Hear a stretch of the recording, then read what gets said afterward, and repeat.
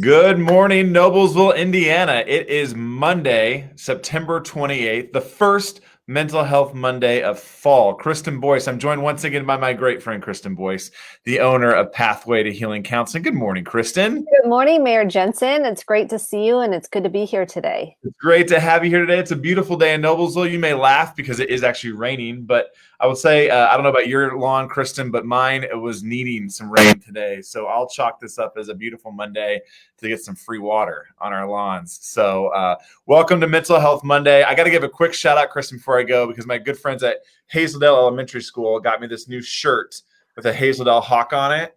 So I just need to give them a shout out today. I was super excited to put on my new shirt today. And represent my friends at Hazeldale Elementary. So I started by saying that.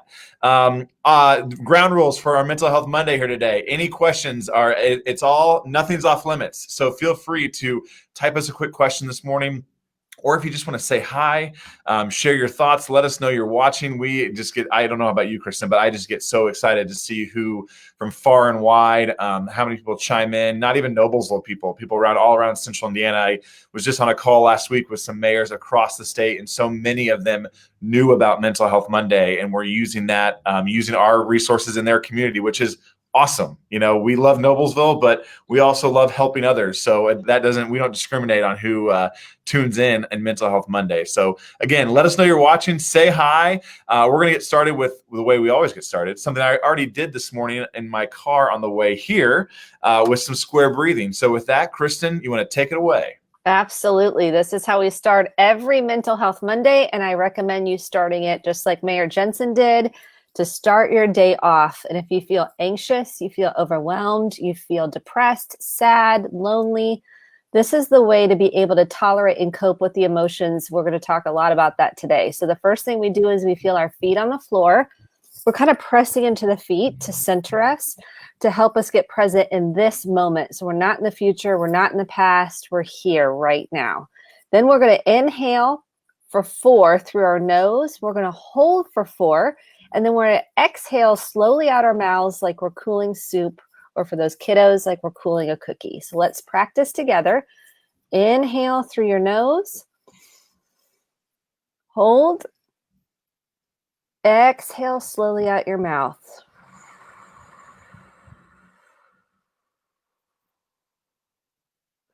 Just kind of check in and notice the difference, and notice what you're releasing in your body, that tension, that tightness, that discomfort.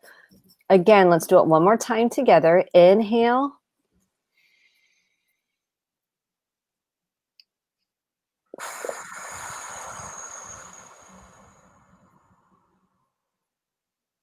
I recommend doing this 5 to 6 times each time.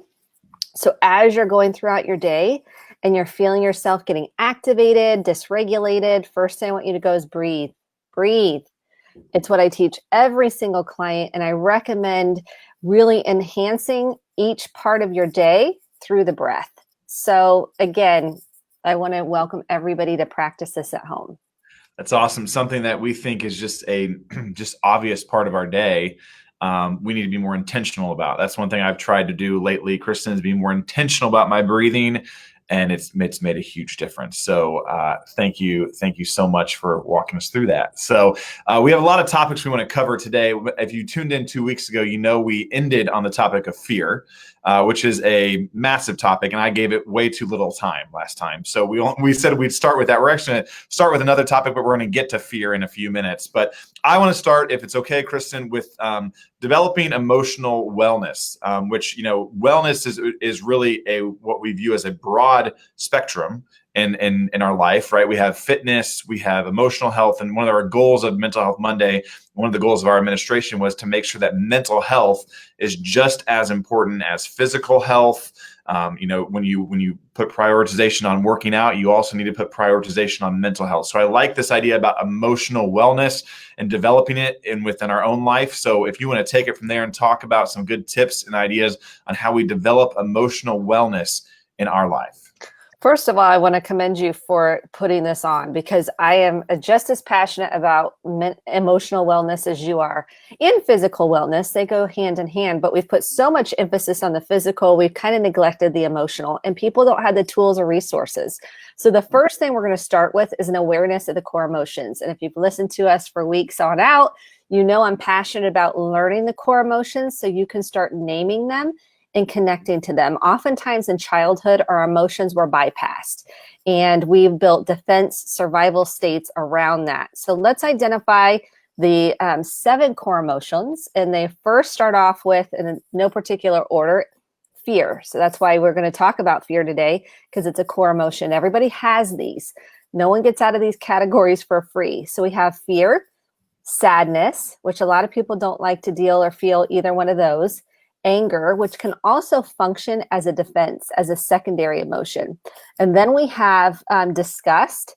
We have joy, which we all want more of. And sometimes we're scared of joy, which is an unusual thing to say out loud, because we're waiting for that next shoe to drop. We're like, well, what's going to happen next? I don't want to get too excited because I don't want to get disappointed.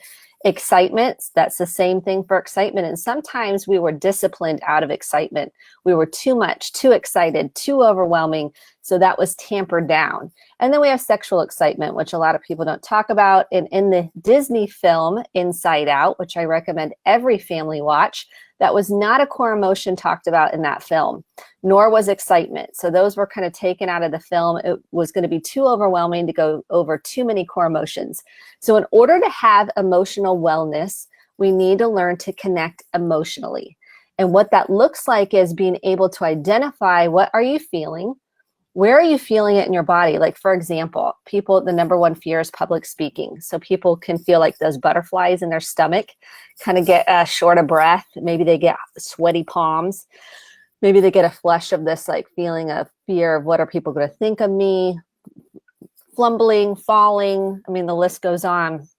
The body will respond when we have an emotion. So sometimes I start with clients just noticing your body sensations and getting curious without judging what you might be feeling. In order to tolerate the feelings, that's where the breathing comes into play.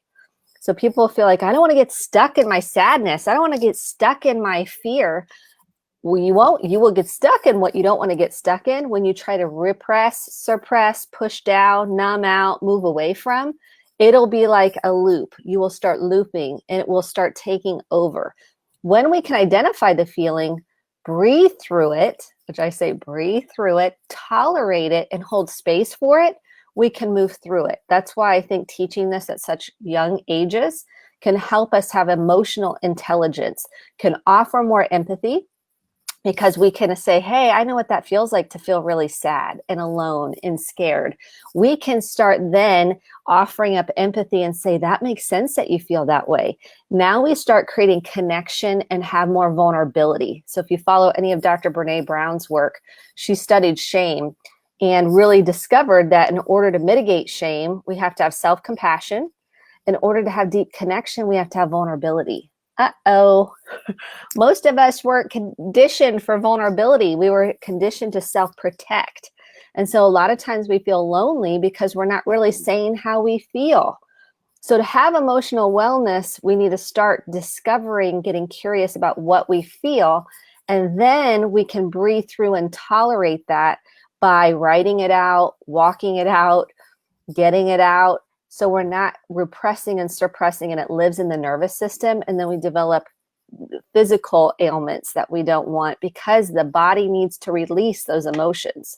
That's where I recommend first starting, is getting familiar with those core emotions.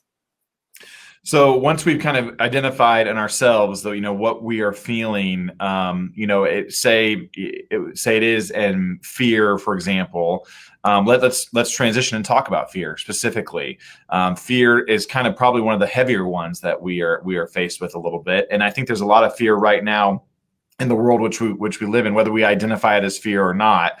We have folks going back to work on kind of a more normal schedule, if you will. We have kids in school. We have, a federal election and state elections going on, which is you turn on the TV and every day you'll see a city that's kind of grappling with fear amongst its residents. So let's hone in on fear specifically, if you wouldn't mind, Kristen, and talk a little bit about how we process fear. And then also I would like to get to a point too of how we work with fear within our kids, because I know that's a big topic as well. So maybe we want to start with ourselves and then we can transition to our kids.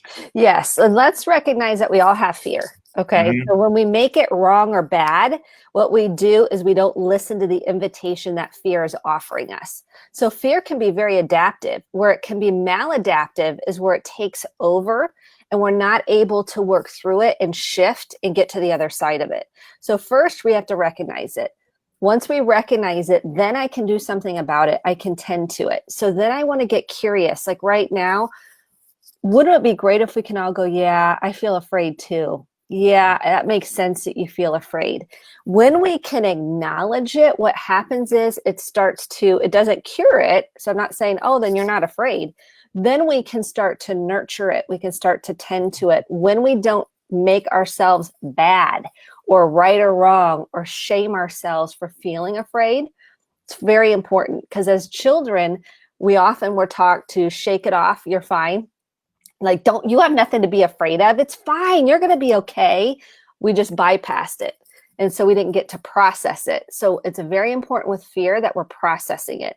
I also encourage people, this is an interesting piece to fear, to float back and remember the first time they felt afraid. So like, for example, I floated back. I remember being dropped off at the church preschool. Okay, there's no harm. My mom's dropping me off at the church preschool. It was totally fine. I remember feeling afraid to be separated.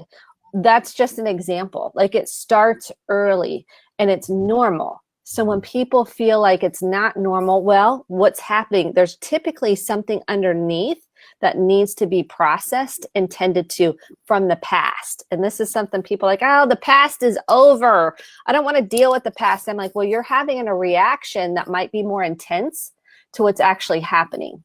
So if someone has a very activated, intense response of fear, chance that doesn't match up what's really happening in the moment, chances are there's something else there that didn't get processed, and that just needs tended to. It needs to be released, and we move on then, because we're actually reprocessing it. Yes. I have a question. I love your hand goes up. Yeah, right. Sorry, I didn't know what the hand raising button is on this thing. So you're the second person in like a week has talked about, you use the term float back. But if you have an emotion, floating back to one of your earliest memories of that emotion. Is it important to talk about because it was harvested from that specific moment? Or can you walk through maybe more why that is important? Because again, you were literally the second person in 24 hours that's mentioned to me about identifying an emotion and floating back and talking about your earliest memory of that emotion. It's probably one of the most critical things I do in therapy, because what happens is there's a tie. They're all linked together, these life experiences. Our brain links up all those memories that go with fear. Okay. So if I have a fear, like in my childhood of, let's say, getting dropped off at preschool and not being comforted or whatever, or the church, nursery, then I link up all those experiences that have to do with fear. And it might not be right. It might be, doesn't it make sense that I'm having such a fear response in the current moment? If we do not get to process those emotions as a child, we carry them as an adult. They're unprocessed. And so then it's like a leaky boat. And it seems like, well, how would that have anything to do with why I'm afraid now? What it does is we start to pixelate that out and go, well, let's take a look. Oh, you didn't get acknowledged for that. You got told to, you're fine, shake it off. Why are you so upset? We got shamed. We've got bypassed. And again, this is not to belittle anyone's parenting at all. This is just, we didn't know better.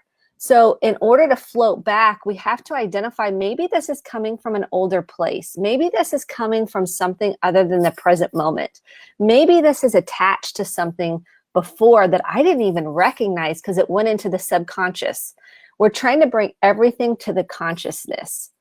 And when we do that, then it doesn't run on our hard drive. Then I can process through it. And I can actually have my response in the present moment that doesn't get attached to anything else from the past. That's why it's so important to float back and identify when you had that feeling before. You'll be surprised at what memories come up. Well, People are like, I totally didn't even remember that.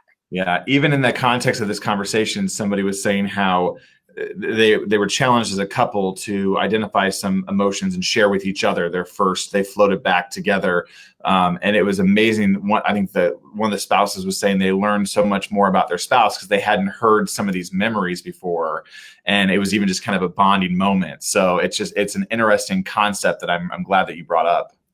And I think that's important because when somebody, especially with couples, when I can share, that reminds me of, so I feel really scared. And that reminds me of the time where we were in the station wagon and dad's hit the brakes. Whatever, I'm making this up. And then I can go, oh, that's why when you hit the brakes like that, I have a response. It reminds me of that time when my dad, and not to blame our parents, but then the spouse can go, okay, well, you had such an intense response. I didn't, and they can get less defensive. Mm-hmm. So it helps break down defenses and it helps create connection, especially when I can help people say that reminds me of. Mm-hmm. Oh, and then the person goes, oh, that makes sense. I didn't understand why you got so upset over that or why you're so afraid now of that. Mm-hmm. Oh, this is starting to make sense. It's like putting a jigsaw puzzle together and you're trying to make sense of why you do what you do. Why do you have the triggers you have? And we can start putting the puzzle pieces together. We start making sense of our reactions and our responses. So we can not react, we can respond in a much more regulated way. We can self-soothe ourselves instead of having a heightened reactive response. So tell me real quick too, before we talk about kids and fear in kids, this may be an obvious question, but there are some physical signs of fear in the body, right? And I know I can think of myself, if I'm fearful, heart rate maybe goes up, you kind of get that tingly feeling. But what else could we identify if you're struggling kind of to sort through your emotions? What might be some physical feelings you feel when you sense fear? So first of all, it's different for everybody. So what I feel, I typically feel fear in my stomach. So what I typically, like you said, sweaty palms, right? Shortness of breath. I could get tight in my chest. My back could hurt. I could get a headache. So what you need to do is start getting curious about your body responses. And then you'll start to know, oh, I have that sensation in my stomach. That means I'm in fear. So because the body does respond to current and present circumstances. The body gives us information to help us navigate life. And emotions are connected to that, along with our thoughts and beliefs. So if I have a belief that I'm not good enough, a wash of shame that I'm not good enough sensation could flood me. And I could want to hide, shrink, or get defensive and angry and blame and shame, instead of looking underneath to say, what am I afraid of? Oh, I'm afraid I'll be rejected. I'm afraid of abandonment. I'm afraid I'll be alone. I'm afraid nobody loves me or likes me. I'm afraid everybody thinks I'm unworthy. Everybody thinks something's wrong with me. And so that can take us into a dark place. So the body gives us signals just like the emotions do. And emotions come and go. This is the truth. Body sensations come and go. If we do not tend to them, they will tend to stay. They will tend, and that's where people are like, I don't want to get stuck. I'm like, well, you're stuck because we're not tending to those body sensations and those emotions. When we do that and we can release those by processing them, we can write it out, we can talk through it. There's a plethora of ways to deal with it through therapy. Then we can start feeling differently in our nervous system and feeling differently emotionally. Some people will even look differently. It's amazing. Like they'll start doing this work and they'll come in, they look different. They look joy. They have a glow. They look physically different. It's amazing to watch. Well, that's one of the things I've learned probably the most from you over the past 6 months is that these emotions, fear, anxiety, whatever it may be, live in the body. And I think that's something that I try to process a lot. If I have and that's why I've been trying to, my outlet sometimes is fitness. And so trying to get up and move the body, if you're able to allow that to work itself out. But that is one of the biggest takeaways I have taken away the past 6 months, is that these emotions live in your body. So that's key for just a little sharing from me. Absolutely. So that's why I'm passionate about kids, right? Yeah, an obvious transition into that. Yeah, go for it. Because if you remember, I have had many clients, and I can go back in my own life and remember having headaches. Well, there was a lot going on. My parents were getting a divorce, and it was manifesting physically in my body because I wasn't able to process that in real time. So I got my little diary out. It's really important for kids, if they're coming in, there could be some virus going around, and I always assess for something emotional going on. So if they're like, my stomach really hurts, I'm like, well, tell me, what are you feeling? Well, I don't know, and I'm fine. Nothing, my stomach just really hurts. I'm like, did something happen today? Tell me more about your stomach hurting. And I will explore, what are you feeling? And that's why watching the Disney movie Inside Out, you have language, put it up in your home, make feelings a priority. If I can teach nothing else, it's super important. You talk about feelings, you name them, you hold space for them, you allow them to process them. So let's say they say, yeah, I'm really afraid because nobody will sit with me at lunch. And I can say, oh yeah, you feel really afraid and lonely that nobody will sit with you at lunch. And they're like, yes, nobody likes me. And I'm like, and you feel really sad because you feel like nobody likes you. Yeah. See how I'm just holding space?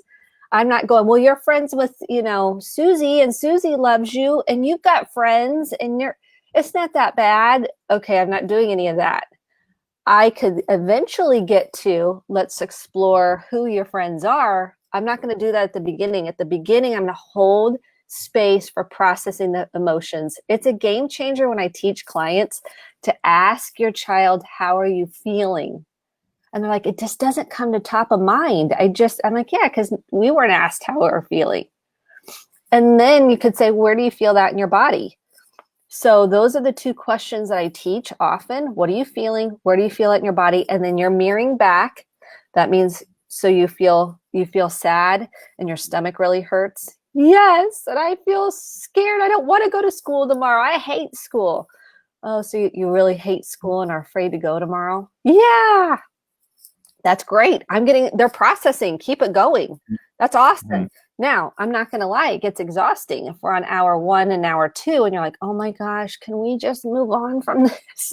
I'm like, keep your breathing, keep grounded, so you can allow your child to process. And especially the little ones, they'll process super quick. And then they're like, I'm on to the next thing. You're like, okay, guess we're over that. Mm-hmm. It happens fast. Yeah. If you do it early on and get lots of books on emotions, talk about the feelings, name them. That is key in family systems for me to teach. Name your emotions. I like that. We have a few minutes left here. I want to end on a topic that I was talking last 24 hours about, negativity.